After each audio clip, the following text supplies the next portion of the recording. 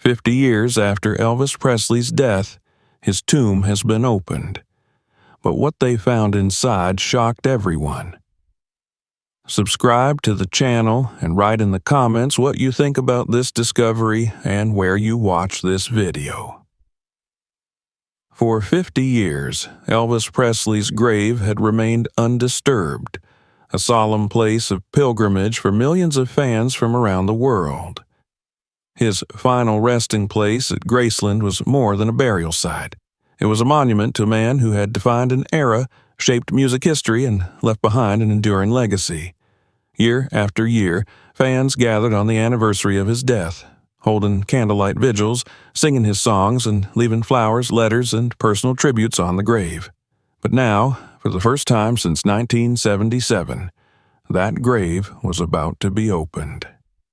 The decision had not come lightly. The official reasoning given to the public was a routine conservation effort. The Presley estate, in cooperation with local authorities and preservation experts, had determined that the structural integrity of the burial site required evaluation.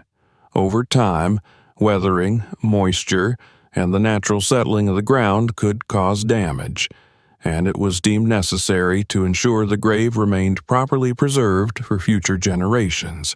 Yet, beneath the surface of this explanation, there were murmurs of something more. For decades, rumors had surrounded Elvis's death. Conspiracies flourished. Stories of faked deaths, secret escapes, and a man too famous to continue living in the spotlight. People claimed to have seen him alive in various places over the years, fueling speculation that he had staged his death to retreat from a life that had become too much to bear. Many dismissed these as the fantasies of obsessive fans unwilling to accept that their idol was truly gone. But even among experts, questions remained. The inconsistencies in official reports, the strange circumstances of his final days, and now the growing concerns about anomalies at his grave all contributed to the unease that surrounded the decision to finally open the tomb. The Presley family had been hesitant. Lisa Marie Presley, the sole heir to her father's estate before her passing, had been particularly protective of his resting place. For years, she had resisted any attempts to disturb it, believing that whatever had happened in the past should stay in the past. However, with Graceland now under the care of her son, and the preservation team insisting on the necessity of an inspection, the final approval had been given. There were strict conditions, full privacy, limited access, and a controlled environment with only authorized personnel present. The public was to remain unaware until the process was complete. Despite these measures, word had begun to spread. Speculation ran wild, fueled by leaked documents and whispers among insiders. Social media erupted with theories ranging from the plausible to the outlandish.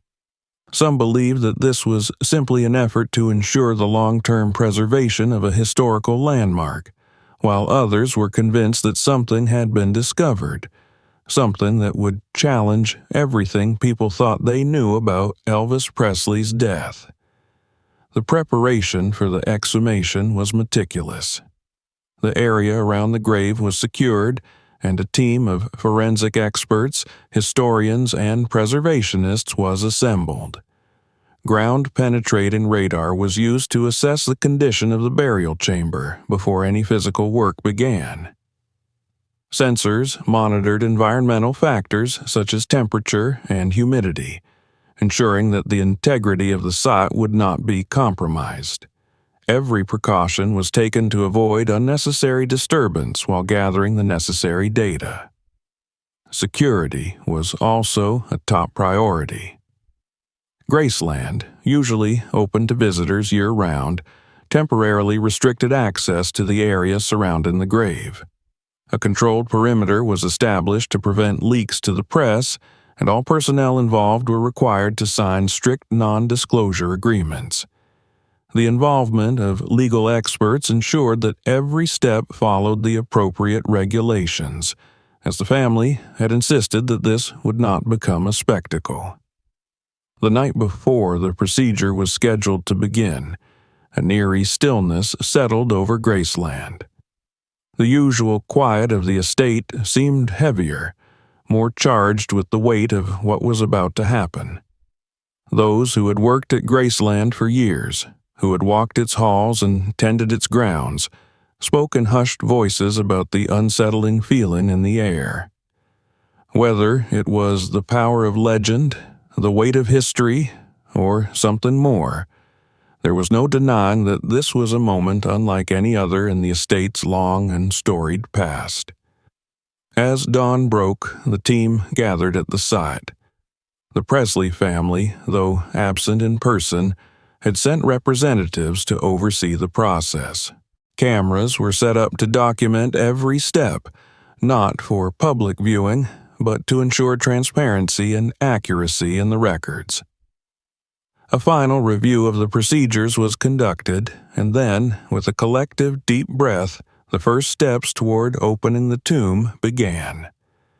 The process started with the careful removal of the outermost layers of the burial site. Over the years, the grave had been reinforced to withstand environmental conditions and potential threats of vandalism. Every movement was slow and deliberate, with experts meticulously recording the condition of each layer as they progressed. The goal was not to rush, but to preserve and document every detail as they made their way toward the casket itself. As they worked, there was an undeniable tension among the team members. They were not merely uncovering a piece of history, they were touching something sacred, something that had remained undisturbed for half a century.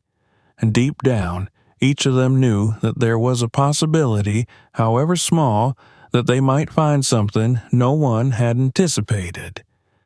The final protective barrier was reached. Beneath it lay the sealed casket of Elvis Presley, just as it had been placed in 1977. For a moment, everything was still. The team exchanged glances, acknowledging the gravity of what they were about to do. The lead preservationist gave a silent nod, and with steady hands they began the process of opening the casket. What they found inside would change everything. The morning air was thick with humidity, and a low, gray sky cast a muted light over Graceland as the preservation team gathered around the grave. Every step taken from this moment forward was to be conducted with precision, with every movement recorded, every detail documented. The sealed casket of Elvis Presley had remained undisturbed for 50 years, a symbol of finality and legend. And yet, as the first instruments were placed against the outer casing, there was an unspoken awareness among those present that they were about to step into unknown territory. The initial phase of the procedure involved the removal of the protective exterior structure. The Presley family had spared no expense in ensuring that the king's final resting place remained secure. The burial site was encased within a reinforced vault, designed not only to withstand natural decay, but also to deter any attempts at unauthorized tampering. It had been an effective safeguard against time, leaving the outer surface remarkably well preserved despite the decades that had passed. The outer layers were carefully lifted away, revealing the original metallic sarcophagus beneath, its polished surface dulled only slightly by the passing years. As the team worked in methodical silence, a peculiar sense of anticipation filled the space. The forensic experts present knew what to expect from an exhumation, and yet this was different. There was something about this particular grave, perhaps the weight of history, or perhaps the countless theories surrounding Elvis's death that made even the most experienced among them proceed with heightened caution. They had prepared for all possible scenarios, but nothing could have prepared them for what they were about to find.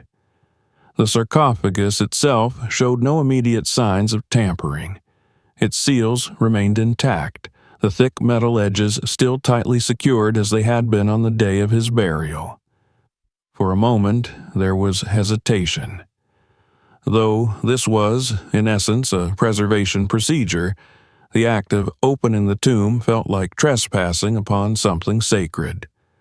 A final approval was given, and with slow, deliberate precision, the team began the process of unsealing the lid.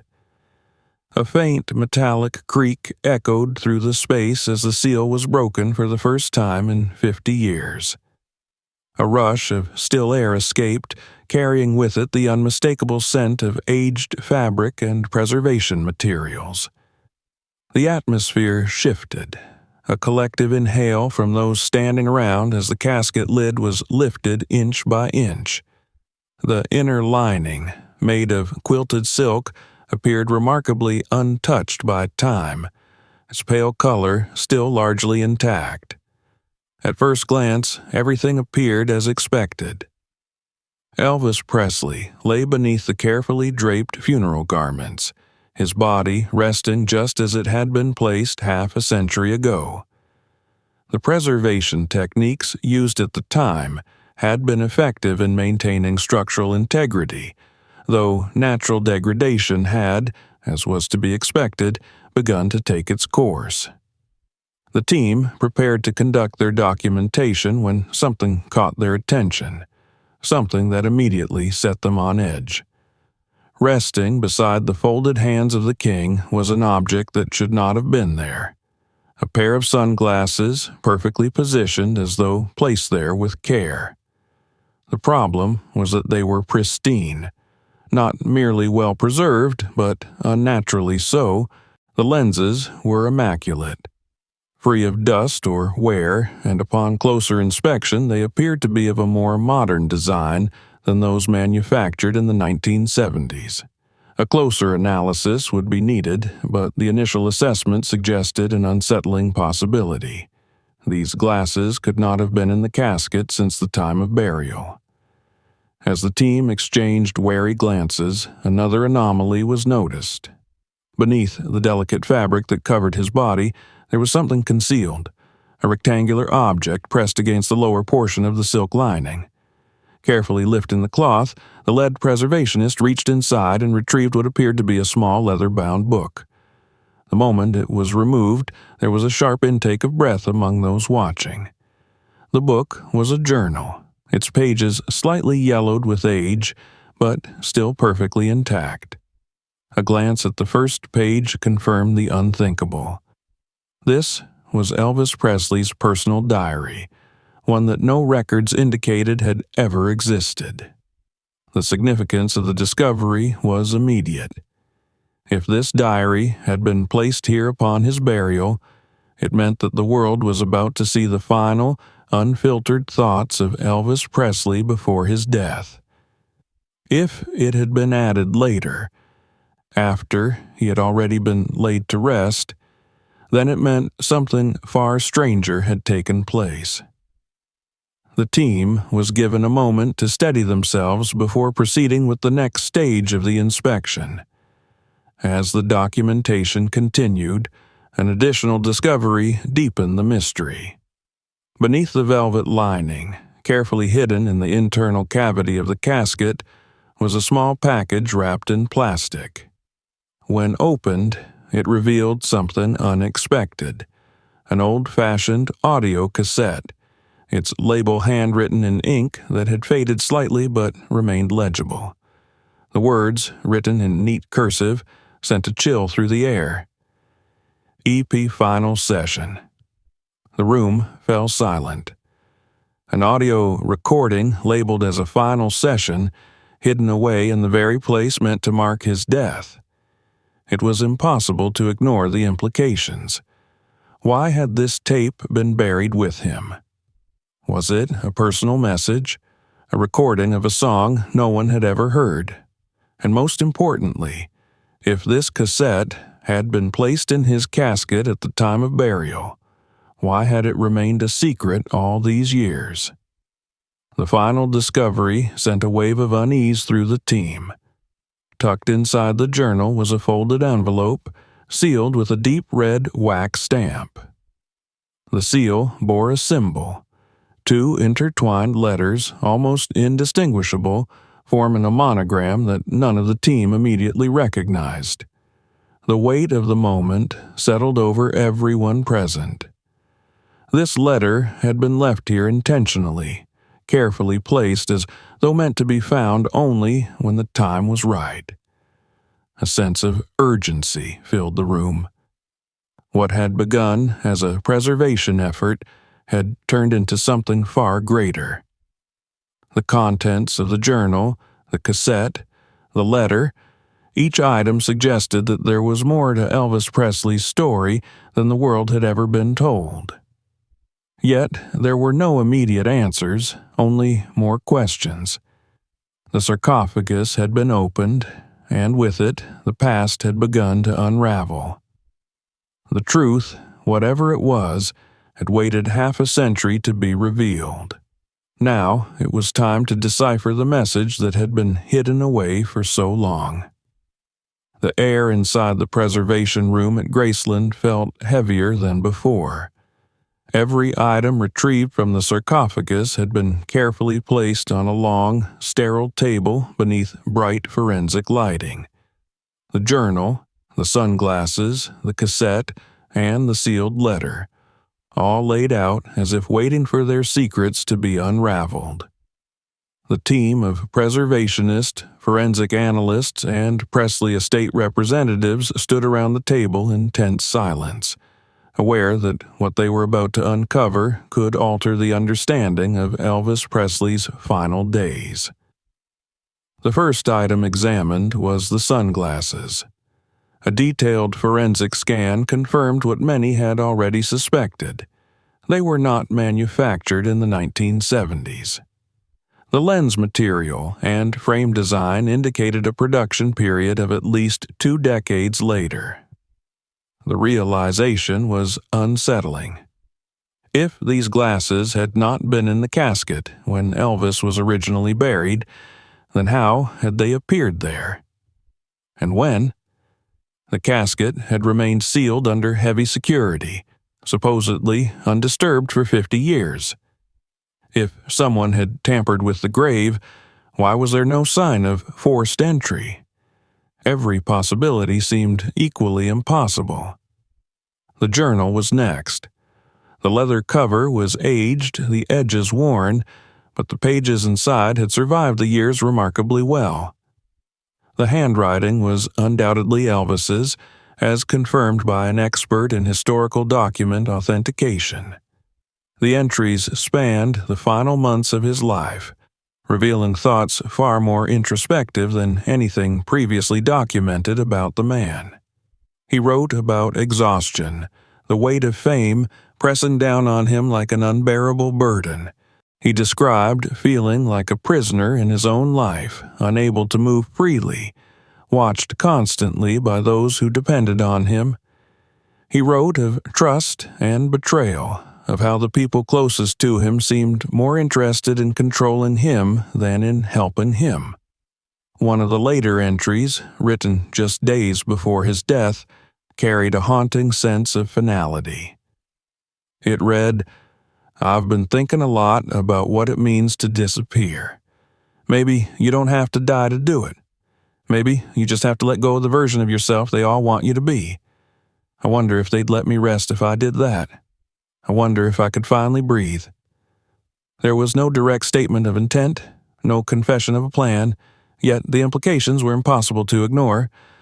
Elvis Presley had been considering an escape, perhaps not in the literal sense of faking his death, but at least in a way that suggested he wanted to step away from everything. The question was whether he had acted on it. The cassette was treated with the utmost care.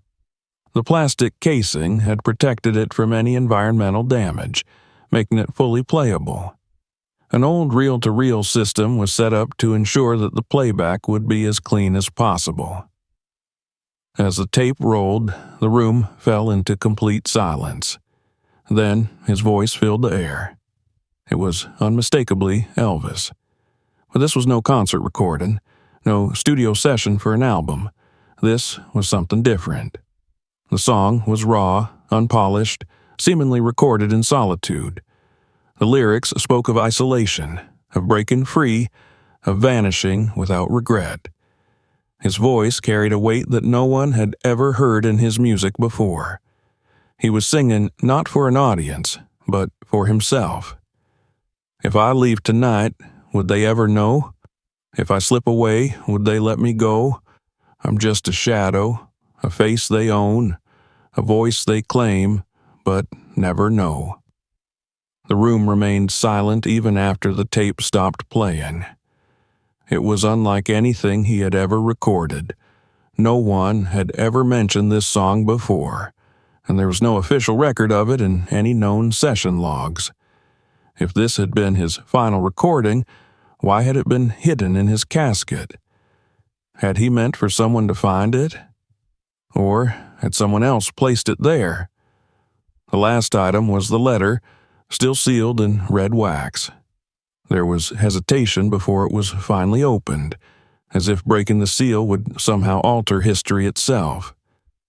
The paper inside was crisp, the ink dark and clear.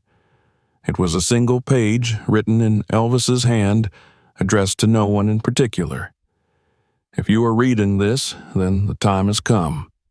Some things are too big to explain. Some choices are not made lightly. I was given a path, but it was never mine. What I left behind was never real. What I became was never free. I hope you understand. The truth is never in the spotlight. It's in the silence and the spaces between the notes. If you listen closely, you'll hear it. But you have to listen. There was no signature, no date, just those words, deliberately placed, deliberately left behind. The implications were staggering. Was this a cryptic farewell, a final statement before death? Or was it something else entirely, a hidden message for the future, for those who might one day uncover what had truly happened? The team gathered around the findings, struggling to piece together a narrative that made sense. If Elvis had planned to disappear, had he succeeded? Was his death a carefully orchestrated event? Or had someone else, perhaps someone who knew the truth, planted these artifacts in his grave long after his burial? The Presley estate representatives refused to speculate. Officially, nothing had changed. Elvis Presley had died on August 16, 1977, and was buried at Graceland. Yet, the items recovered from his tomb told a different story, one that was far from resolved. Outside the room, the world remained unaware of what had just been discovered. But soon, it would not be possible to keep it a secret. The findings were too significant, the implications too enormous. The moment the news was released, everything about Elvis Presley's legacy would shift. The question was no longer about how he had lived, but whether he had ever truly died at all. The revelations from the tomb sent ripples through the small, secured circle of experts and Presley estate representatives who had witnessed them. The silence in the room felt thick, suffocating. No one knew what to say first.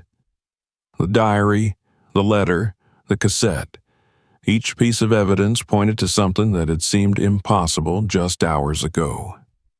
There was no logical explanation for how those sunglasses, manufactured years after Elvis's death, had ended up inside his sarcophagus. The diary's entries suggested a man deeply conflicted, a man who felt trapped in his own legend. And then there was the cassette. The song had been haunting, a final cry from a man who had always lived in the spotlight but had never truly felt seen. For the first few hours, the group operated in controlled efficiency. Everything was documented, photographed, recorded, and sealed in protective cases. There was no discussion of what the findings meant, only the logistics of preserving them. But the truth could not be ignored for long. At some point, someone asked the question that had been hanging in the air. What do we do now? The Presley estate representatives hesitated. The discovery had the potential to reshape the entire narrative surrounding Elvis's death. If it became public knowledge, it could ignite an unprecedented media frenzy, drawing in historians, conspiracy theorists, and an overwhelming tide of speculation. The world had spent decades debating whether Elvis had truly died in 1977. This discovery wouldn't provide closure. It would only feed the fire. Legal advisors were brought in within hours. Their immediate concern was not the implications of what had been found, but the legal ownership of the artifacts. The diary, the cassette, and the letter belonged to the Presley estate. That meant they had control over whether the findings would ever be released to the public. The representatives from Graceland Enterprises had already begun to weigh the financial and reputational consequences. Was it better to reveal the truth or to keep it locked away? The forensic experts continued their work, trying to answer the most baffling question. Had the casket ever been disturbed? If someone had placed these items inside after the burial, there should have been evidence. Yet, every preliminary scan and inspection suggested that the sarcophagus had remained sealed since 1977. No tampering, no breaches. But that was impossible. A team of specialists re-examined the security records, the chain of custody for Graceland's maintenance over the decades, and any documented disturbances around the burial site. There was nothing. The grave had been untouched. No reports of forced entry, no unexplained maintenance, nothing to suggest that anyone had ever had the opportunity to place modern artifacts inside a sealed casket. And yet, they were there. The existence of the cassette was a problem that no one could ignore. If Elvis had recorded that song before his death, why had no one ever known about it? His recording sessions had been meticulously documented, his every movement tracked by those who managed his career. No known session contained any reference to this song. There was no studio record, no producer's notes, nothing. Had he recorded it alone? And if so, why had it been buried with him instead of being left for the world to hear? The letter was even more troubling. It didn't read like a farewell message written by a man preparing to die. It sounded like someone speaking to a future audience, someone who knew that, one day, the truth might be uncovered. The phrase, "the truth is never in the spotlight." It's in the silence, in the spaces between the notes. Felt particularly chilling. Was it a metaphor, or was it something more literal? The Presley estate had to make a decision. Keeping the discovery secret was risky. Too many people were now aware of it, and in the digital age, secrets had a way of escaping. If someone leaked the information, they would lose control of the narrative entirely. But making it public was equally dangerous. If they announced what had been found, the speculation would never stop. Some would claim it was a hoax. Others would demand further investigation. The Presley family, already protective of Elvis's legacy, would be placed under a microscope in a way they had never experienced before. Despite the estate's attempts to contain the situation, word began to spread. It started as a whisper, small online forums where dedicated Elvis researchers exchanged theories. A single anonymous post appeared on a conspiracy website, claiming that a restricted project had taken place at Graceland and that something had been found inside the tomb. Then came the leaks. Someone within the preservation team had spoken, or perhaps a document had been accessed by an unauthorized party. The details were vague, distorted by speculation, but the core truth was there. Something had been found inside Elvis Presley's grave that was not supposed to be there. Major media outlets caught wind of the rumors. At first, they dismissed it as another Elvis hoax, just another story in the long history of urban legends surrounding his death. But the weight of the rumors kept growing. Graceland Enterprises refused to comment, which only fueled suspicion. The Presley estate released a carefully worded statement acknowledging that routine preservation efforts had taken place, but denying any claims of unusual discoveries. The public was not convinced. Demands for transparency flooded social media. Independent investigators began pressuring Graceland for access to records. News crews camped outside the estate, hoping to catch any sign of what was happening inside. Within weeks, the speculation had reached a fever pitch. A faction of Elvis's most devoted followers claimed that the discoveries proved what they had always believed, that Elvis had faked his death in 1977 and lived in secrecy, only to have traces of his true story hidden away in his grave. Others insisted that the evidence had been planted by someone within the estate, a publicity stunt designed to reignite global interest in Elvis's legacy. A third group believed something even stranger, that whatever had been found inside the tomb pointed to something beyond rational explanation. As the frenzy escalated, a decision had to be made. The Presley estate could continue to deny everything, hoping the rumors would eventually die down, or they could confront the situation head-on. The problem was that no amount of official statements would ever satisfy those who were convinced that the truth was being hidden. One thing was certain. The discovery had changed everything. No matter what version of events the Presley estate chose to endorse, no matter how much evidence was buried or revealed, the legend of Elvis Presley had entered a new era.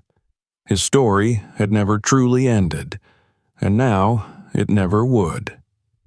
If you enjoyed this video, make sure to subscribe so you don't miss what's coming next. Check out more videos on the channel for more fascinating stories. And if you found this interesting, share it with others who might too.